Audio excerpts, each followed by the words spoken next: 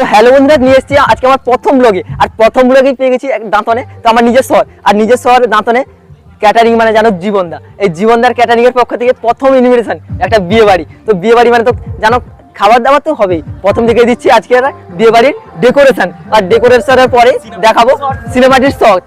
এরপরেই main course তো থাকছে খাওয়া দাওয়া। খাওয়া দাওয়া না হলে কি চলে? বাঙালি আমরা, বাঙালি বস।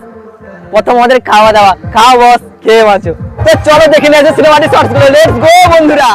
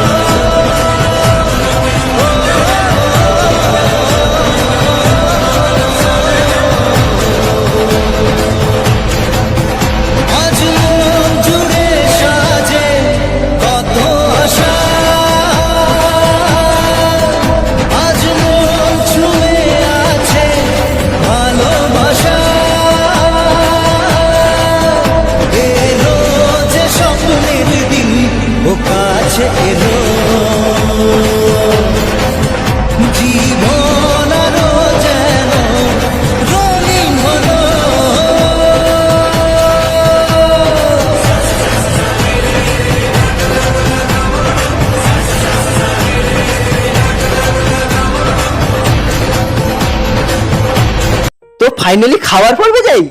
তো বন্ধুরা প্রথমেই চলে এসছে শালের পাতা। তো জল দিয়ে পাতাটা ক্লিন করে নিলাম। ফার্স্ট আইটেম চলে এসছে আলুর ভাজা।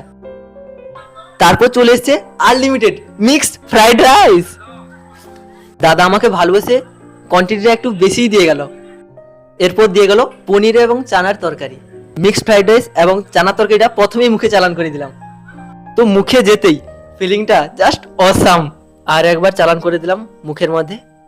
বাহ, খেতেটা বেশ দারুণই লাগছিল, পুরো একদম ওয়াও ছিল। তারপরের আইটেম চলে এলো চিংড়ি মাছের মালাইকারি।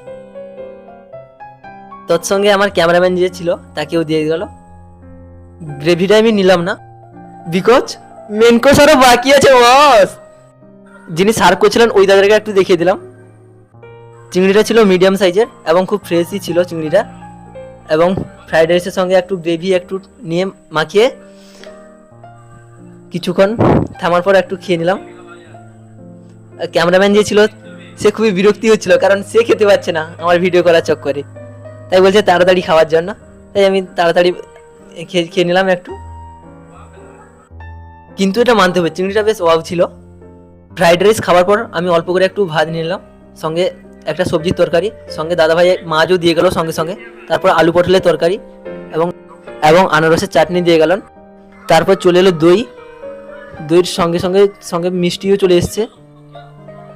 তো মিষ্টির মাঝখানে আমি কিছুগুলো স্কিম নিতে ভুলে গেছি। তো এটার জন্য আমি খুবই দুঃখিত যে আপনাদের সব কিছু দেখাতে পারলাম না। কিন্তু কী করার আছে, নেওয়া যখন হয়নি আর কি করা যায়, এখন তো আর কিছু করারই নেই। সরষে ইলিশ অনেক কিছু দিয়ে গেছিলো, কিন্তু সেইগুলা স্কিপ নিতে আমি একটু ভুলে গেছি। তারপরে পাঁপড় দিয়ে গেল। খাবারের শেষে একটি জোয়ানের প্যাকেট দিয়ে গেল। বন্ধুরা খাওয়া দাওয়া তো শেষ হয়ে গেল, এবার আমাদের বাড়ি ফেরার পালা। তো বাড়ি ফেরার আগে যদি এতটাই আমাদের ভিডিওটা ভালো লেগে থাকে তাহলে প্লিজ লাইক করবেন, চ্যানেলটিকে সাবস্ক্রাইব করবেন এবং মিলবে এইরকমই ফুড ব্লগ নিয়ে, অন্য কোনো টপিক নিয়ে। তো আজকের মতো এইখানটাই টাটা।